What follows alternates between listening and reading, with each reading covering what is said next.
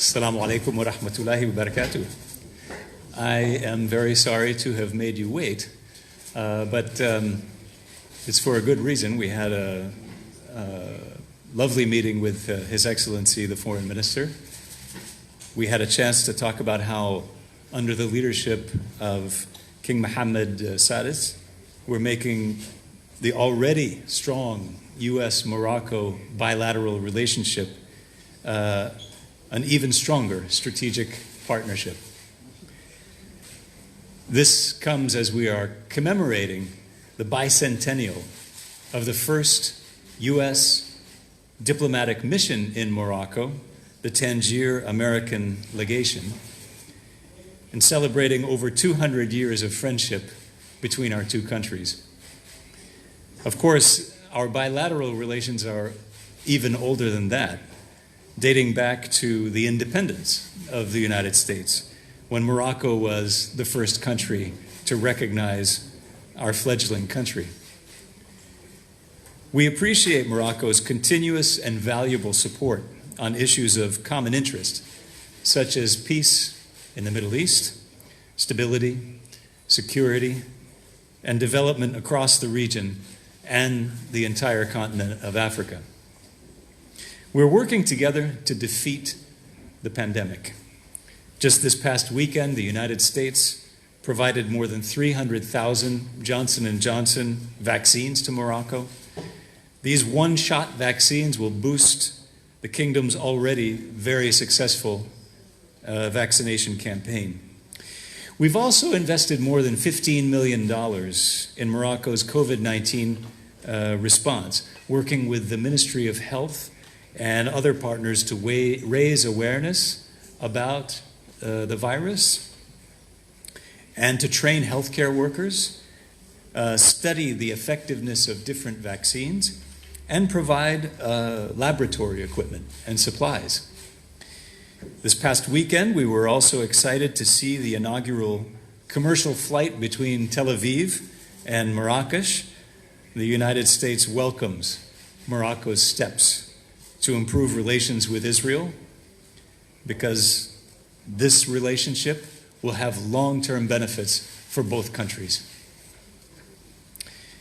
We also appreciate Morocco's continuous support for the UN's efforts in Libya and its support for removing all foreign forces from that country in preparation for preparation for successful nationwide elections, an essential step towards a stable, unified, and democratic Libya. On Western Sahara, on Western Sahara, we support a credible UN-led political process to stabilize the situation and secure a cessation of all hostilities. We're consulting with the parties about how best to bring about a halt to the violence and ultimately achieve a lasting settlement. We strongly support UN efforts to appoint a personal envoy of the Secretary General for Western Sahara as quickly as possible. We are prepared to be actively engaged with all sides in support of that person. Morocco is also a close partner with the United States on a range of security issues. It participates in more than 100 military engagements with us every year, including African Lion, the largest annual U.S. military exercise on the African continent. And this exercise returned to Morocco last month after a one-year hiatus because of the pandemic. Last year, we signed a 10-year roadmap for defense cooperation, which is a symbol of our long-term strategic cooperation. Morocco is the only country in Africa with which we have a free trade agreement. And we and our companies see Morocco as a gateway to the continent. This year marks the 15th anniversary of that agreement. Both countries have benefited greatly from it through the creation of thousands of jobs in both countries and a 5-fold increase in the volume of our trade to over $5 billion annually. I was happy to learn that over 150 American companies operate here in Morocco. During my visit, I'm excited to have a chance to go to the National Library to see our exhibit about the legation's bicentennial and the deep historical ties between our two countries. This exhibition is free and open to the public and will be on display at the National Library until October, when it will move to the Slawi Foundation in Casablanca. So, get your vaccine as soon as possible, put on your mask, and go visit the exhibit. Thank you. And now I would love to take all of your questions. Just a few, actually. Thank you. سيد، تفضل. نعلم بأن العلاقات المغربية الأمريكية ممتدة إلى أكثر من 200 سنة كما جاء على لسانكم. هذه العلاقات بدأت تقريبا من التعاون في إطار الحرب العالمية الثانية، ثم مرورا بقضية الحرب الباردة. زين؟ نعم. تفضل. قلت العلاقات المغربية الأمريكية ممتدة يعني عبر الزمن إلى أكثر من 200 سنة كما جاء على لسانكم، بداية من التعاون في إطار الحرب العالمية الثانية، ثم مرورا بالحرب الباردة والمكافحة الإرهاب الدولي. سؤالي يعني ينصب حول تقييمكم الخاص من يعني لهذه العلاقات، وما هو استشرافها في المستقبل، خاصة وأن المغرب الآن هو مستهدف في إطار أزمات يعني إقليمية ودولية، خصوصا مع الجار الجزائر ومع دول أخرى أوروبية.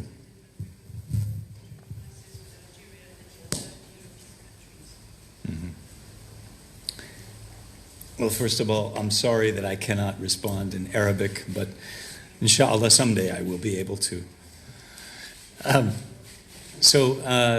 No, I think that Morocco and the United States share perspectives on all of the regional tensions that you just mentioned.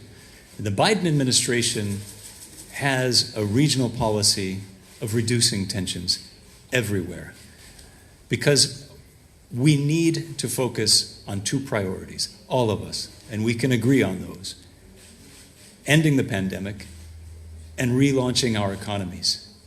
To do that, we need to reduce tension everywhere, whether it's with Algeria, whether it's with Spain, whether it's in Libya, and we are working together to do that. Our perspectives are very much aligned in this area, and you see us, and me personally, here in the region, talking with all of our partners about these objectives. Okay. S'il vous plaît, monsieur. Oh, please. Okay, I guess we have an order. J'ai une question cette fois-ci en français. Je vous en prie. Sur la question du Sahara, est-ce qu'il y a un changement dans la position américaine à ce sujet? Thank you for the question. There is no change in the U.S. position. Where you may see a change is in the level of energy and emphasis we are putting on helping the UN process to really produce results.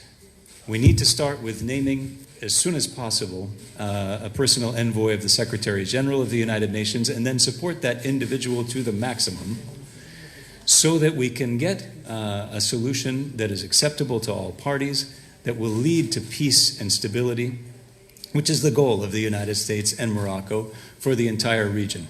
Morocco is an exporter of security, and we want to see that just expand and expand over the years. So that's what our approach is going to be under the Biden administration. Next. Okay. فاتحة على سكاي نيوز عربية في المغرب.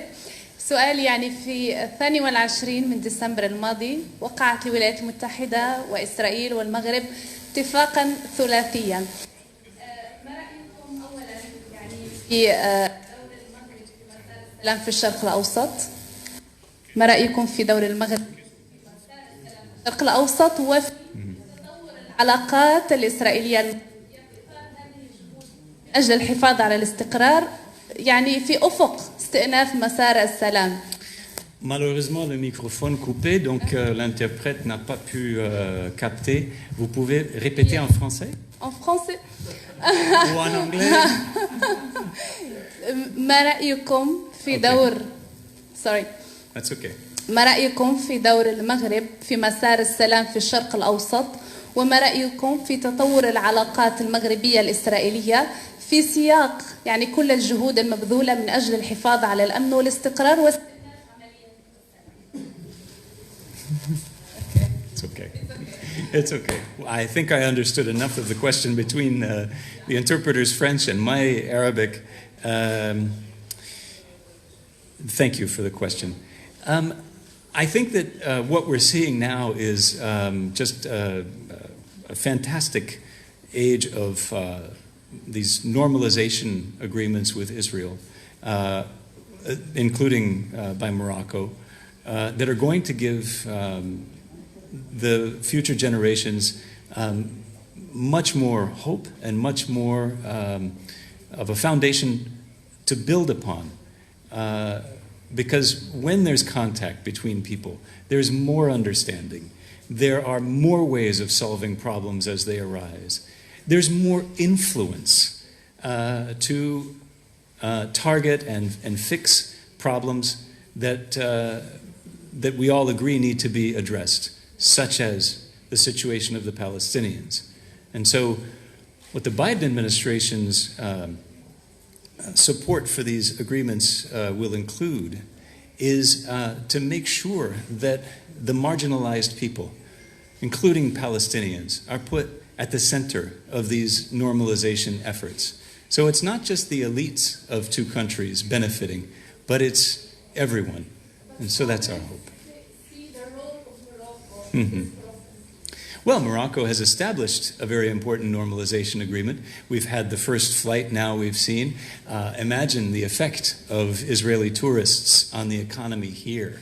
Imagine the influence that His Majesty the King will have with the Israeli government and Israeli society when it comes to addressing very difficult problems like the situation of the Palestinians. I think all of this will increase. Who's next? Thank you very much. Abdurrahim Asli from Hespress. My question on Libya will hold elections in a few months. Inshallah. And of course, inshallah. And of course, Morocco play a very important role. Morocco hold a meeting from Skhirat, agreement of Skhirat, and also a meeting of Bosniqa. So how the United States see the role of Morocco in the dossier of Libya? Mm-hmm. My second part of the question concerning the continent of Africa. So Africa, which needs prosperity and development and security, and also Morocco play a very important role in that context. Mm-hmm. So how do you see Morocco as a provider of security and development in the continent of Africa? Thank you very much. Okay. Well, I think those two questions are actually aligned because Libya being on the African continent and a very important conflict for the United States and Morocco to help solve together. Our perspectives very much align on this. We want to see all foreign forces leave the country as soon as possible. We want to see all support for proxies and military intervention and militias end. We want to see elections that produce a government that is truly representative of all the Libyan people, so that that government can then conclude its own agreements with countries over what kind of security cooperation it would like to have or not.